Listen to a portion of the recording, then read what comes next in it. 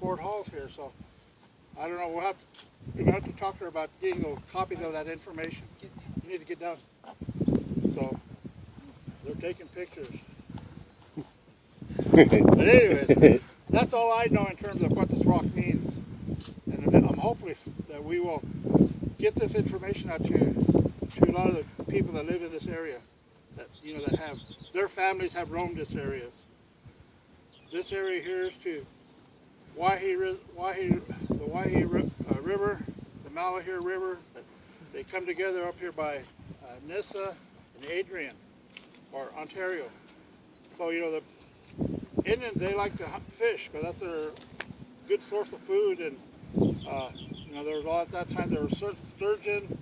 They had some salmon when they used to run up this river before they put the dams in. Any type of fish that was edible on all of these three rivers are, as well as the Boise River, and so anytime you come along to a river, any water, you'll know that Indians camp there. Whether it's along this river or even in the mountains, you'll find springs, and you know that Indians sometime camped in that area because that's where the water is. And when you're coming across the desert, you got to know where the water is, so that you'll move from one spring to another for your water. And that's how they were doing it in the past.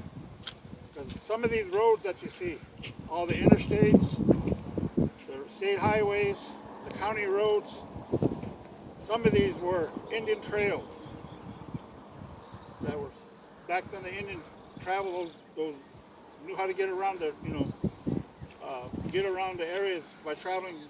They knew where the springs were, so they were traveling from one point to another. And that's how come the counties, when they knew about these, so the Indians seem to find the quickest way from one point to another, and it's fairly straight and it's fairly level. And that's what the county wanted in terms of roads. They didn't want crooked roads. They wanted a lot of straight roads. And most of the time, these trails, Indian trails, do show that where the roads were, where the Indians traveled. Hey, that's a good trail. So they use that to make the roads. So, but this was just something that I picked up in the past. I'll say about the past year, about history and wanting to learn more about where when you look at this country, look at it now. They didn't have no cars. They didn't have no. Some of them didn't at that time. They didn't have no horses. But yet they had to be mobile to get their food source. They gather roots at a certain time of the year.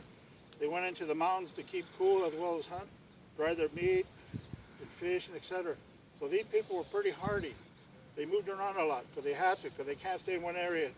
They'll clean out the game and then they'll go somewhere else and live for a while.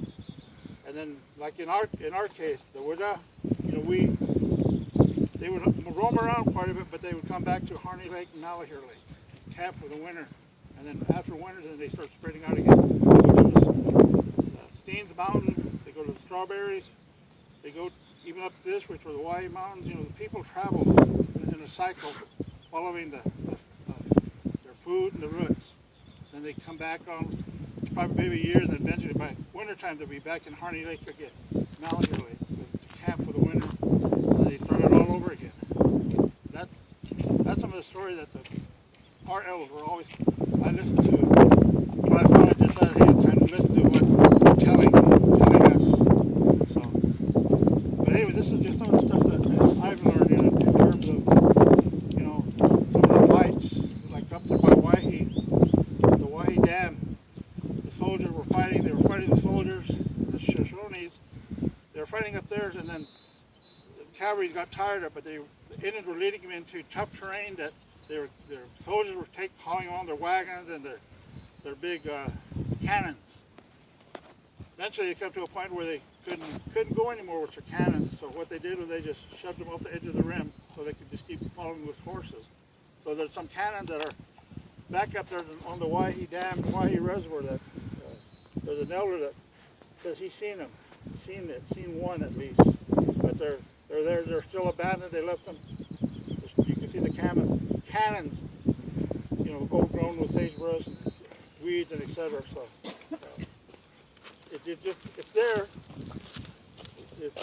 it's never been recorded where it's actually at. Because that's what the white people they want to know where things are at, and so that they can in turn come back and either haul it off or do something with it. This is what they're trying to do with that map that they were talking about the last 2 evenings, Thursday night and then I guess Friday night too, about the history of the Boise area. You know, families were found used to camp, where they hunted, where they fished, where there were Indian fights, where they, you know, all of that kind of stuff that they want to know. Maybe even where there was known areas of roots, where they gathered roots, berries. You know, choke cherries will be coming up here in August and September. You know, other types of berries that we collected, we dried, and then we save it for wintertime when there's not much food around. So, that's all I know.